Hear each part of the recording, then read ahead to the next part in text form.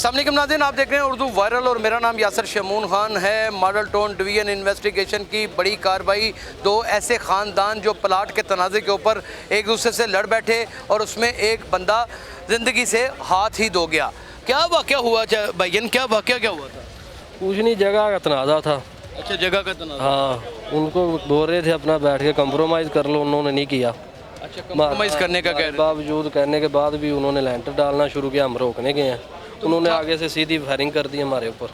तो क्या ये बात बैठ के नहीं थी हो सकती? हुई थी, 2-3 दफ़ा हुई थी आपस में अजीज तलक? हाँ जी।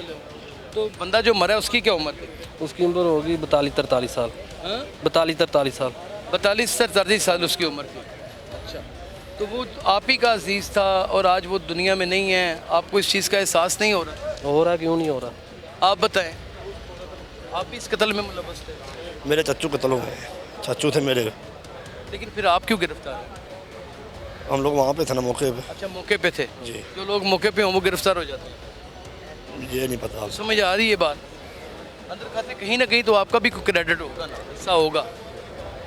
कोई हिस्सा नहीं। कोई हिस्सा नहीं है। हाँ जी, तुसी दसो।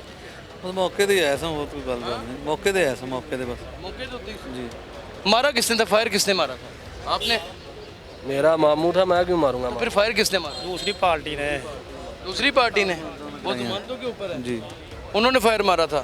नाज़रीन, आप अंदाज़ा करें कि इस तरह के मर्डर में पता ही नहीं चलता कि फायर किसने मारा है और एक दूसरे के ऊपर इल्ज़ाम तराशियाँ। जहाँ पर कत्ल होता है, जहाँ पर इस तरह की वारदात होती है, वहाँ पर खड़े रहने वाले तमाम लोग मुल्ज़मान गिने जाते हैं, उनकी तफ्तीश होती है। इनमें एक बुज़ुर्ग भी हैं, अब ये कत्ल कर ही नहीं सकते, ये मुमकिन ही नहीं है, लेकिन ये भी आप इस सिचुएशन में खड़े हैं। जी चाचा जी।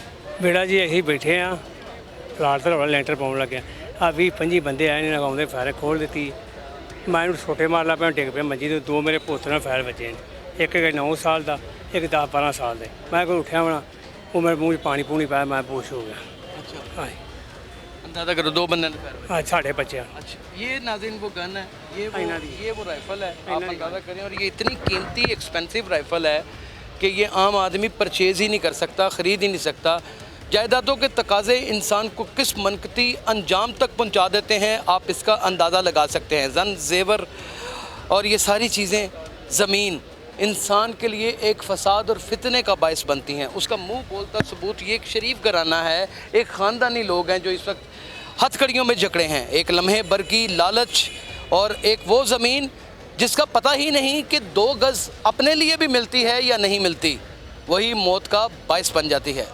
क्या उस ज़मीन के लिए, उस कफन के लिए जिसका इल्म ही नहीं हमें मैसर भी होना है या नहीं होना, उसके लिए कत्ल व गारत ज़रूरी है? यही आज का सवाल निशान है। अपने लिए बहुत ख्याल रखिएगा। अल्लाह हाफ़िज़।